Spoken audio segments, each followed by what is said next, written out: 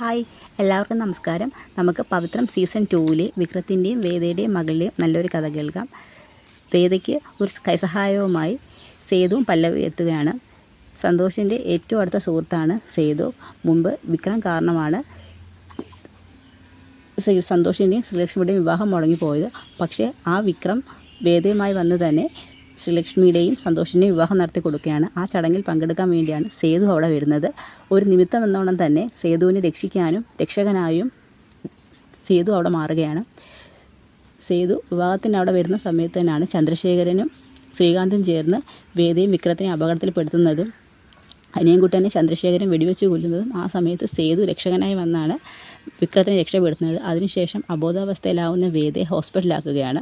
ഹോസ്പിറ്റലിൽ വെച്ച് വേദ അറിയുന്നുണ്ട് താൻ ഗർഭിണിയാണെന്നുള്ള കാര്യം. ആ സമയത്ത് തന്നെയാണ് അനിയൻകുട്ടനെ കൊന്നതിൻ്റെ പേരിൽ ചന്ദ്രശേഖരനെ വിക്രം കൊല്ലുന്നത്. അതിനുശേഷം വിക്രം അറസ്റ്റിലാവുകയാണ്.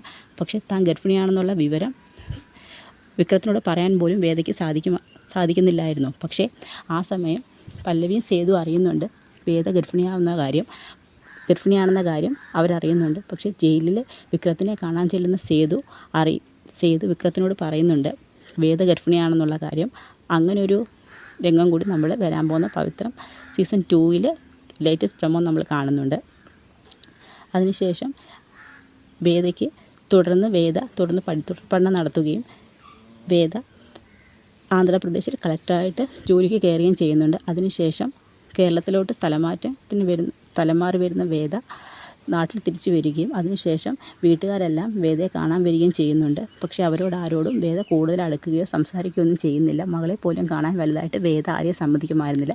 പക്ഷേ കുഞ്ഞിനോടുള്ള അമിത വാത്സല്യം കാരണം എല്ലാവരും കുഞ്ഞിനെ കാണാനും പുറത്ത് കൊണ്ടുപോകാനും ഒക്കെ ശ്രമിക്കുന്നുണ്ട്. വേദ അറിയാതെ തന്നെയാണ് അവരതിനെല്ലാം ശ്രമിക്കുന്നത്. വേദ അറിഞ്ഞ ഒരു കാരണവശാലും മോളെ അവരുടെ കൂടെ പുറത്ത് അയക്കത്തില്ലെന്നൊക്കെ വ്യക്തമായിട്ട് എല്ലാവർക്കും അറിയാമായിരുന്നു. അതിനുശേഷം വേദ മകളോട് പറയുന്നുണ്ട് നമുക്കാരുമില്ല, നമ്മൾ മാത്രമേ ഉള്ളൂ, മോൾക്ക് ബന്ധുക്കളായിട്ട് ആരും ഇല്ലെന്ന് പറയുന്നു. പക്ഷേ വീട്ടിൽ വേദയെ അന്വേഷിച്ച് വരുന്ന മുത്തശ്ശനും അമ്മയും എല്ലാവരും പറയുന്നുണ്ട് മോളെ ഞങ്ങൾ നിങ്ങളുടെ ബന്ധുക്കളാണെന്നൊക്കെ. പക്ഷേ കുട്ടിക്ക് എല്ലാവരെയും ഇഷ്ടപ്പെടുന്നുണ്ട്. മോള് അമ്മയോട് ചോദിക്കുന്നുണ്ട് അമ്മയിലേ പറഞ്ഞ് എനിക്ക് ബന്ധുക്കൾ ആരും ഇല്ലെന്ന്. പക്ഷേ ഇപ്പം മുത്തശ്ശനും അങ്കിളും എല്ലാം ഉണ്ടല്ലോ എന്നൊക്കെ പറയുമ്പോൾ വേദ പറയുന്നുണ്ട് മോളെ നമുക്കാരും വേണ്ട, നമ്മൾ മാത്രം മതിയെന്നൊക്കെ പറഞ്ഞ് മോളെ ആശ്വസിപ്പിക്കുന്നുണ്ട്. അതിനുശേഷം നമ്മുടെ മാഷിൻ്റെ വീടാണ് കാണിക്കുന്നത്. മാഷിൻ്റെ വീട്ടിൽ എല്ലാവരും ചേർന്ന് ദോഷങ്ങളൊക്കെ മാറാൻ വേണ്ടി നമുക്കൊരു കുടുംബക്ഷേത്രത്തിൽ പൂജയ്ക്ക് പോകണമെന്നും എല്ലാത്തിനും കുടുംബാംഗങ്ങളെല്ലാം പങ്കെടുക്കണമെന്നും ജ്യോത്സ്യം പറയുന്നുണ്ട്. പക്ഷേ ആ സമയത്ത് കുടുംബാംഗങ്ങളെന്ന നിലയിൽ വേദ മാത്രമാണ് ഇല്ലാതിരിക്കുന്നത്. ആ സമയം കമല പറയും വേദ എവിടെ ആയിരുന്നാലും വേദയെ തിരിച്ചു കൊണ്ടുവന്നിട്ട് നമ്മളുടെ ദോഷങ്ങൾ മാറുന്നതിന് വേണ്ടി കുടുംബക്ഷേത്രത്തിൽ പോകണം, ഒരംഗം പോലും അതിന് ഒഴിഞ്ഞു നിൽക്കാൻ പാടില്ല എന്നൊക്കെ പറയുന്നുണ്ട്. ആ സമയം ശ്രീജയം പറയുന്നുണ്ട് എവിടെ ആയാലും നമുക്ക് വേദയെ കണ്ടുപിടിക്കണം വിക്രം എന്നൊക്കെ പറയുന്നുണ്ട്. വിക്രവും 5 വർഷം കൊണ്ട് തന്നെ നമ്മുടെ വേദയെ കാത്തിരിക്കുകയാണ്. അവർ തമ്മിൽ ഇതുവരയ്ക്കും ഒന്നിച്ച് കാണാനുള്ള സാധ്യത ഉണ്ടായിട്ടില്ല. വേദ എവിടെയാണെന്ന് പോലും ആർക്കും അറിയത്തില്ലായിരുന്നു. അന്ന് ശ്രീകാന്ത് തൻ്റെ കുഞ്ഞിനെ കൊല്ലുമെന്ന് കരുതി വേദ മകളെ രക്ഷപ്പെടുത്തുക മാത്രമാണ് ചെയ്തത്. എങ്ങോട്ടൊന്നുമില്ലാതെ വേദ യാത്രയായി പോയതാണ്. അതിനുശേഷം വേദ ആന്ധ്രാപ്രദേശിലാണെന്ന് പിന്നെ അറിയുന്നത്. അതിനുശേഷം വേദ നാട്ടിലോട്ട് വന്നതിന് ശേഷം ആരും വേദയെ കണ്ടിട്ടില്ല. അതിനുശേഷം പല്ലവിയും സേതുവും തന്നെയാണ് വേദയുടെയും മകളുടെയും എല്ലാ കാര്യങ്ങളും നോക്കുന്നത്. അവർക്ക് രണ്ടുപേർക്കും എന്ത് സഹായത്തിനും സേതുവും പല്ലവിയും ഒരു കൂട്ടായി തന്നെ നിൽക്കുകയാണ്.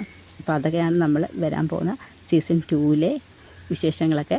അപ്പോൾ എല്ലാവർക്കും വീഡിയോ ഇഷ്ടമായ ഒന്ന് സബ്സ്ക്രൈബ് ചെയ്യണേ. ബാക്കി കഥയും തുടർഭാഗങ്ങളുമായിട്ട് നമുക്ക് നാളെ കാണാം. എല്ലാവർക്കും ഒരു നല്ല ദിവസം നേരുന്നു. നന്ദി.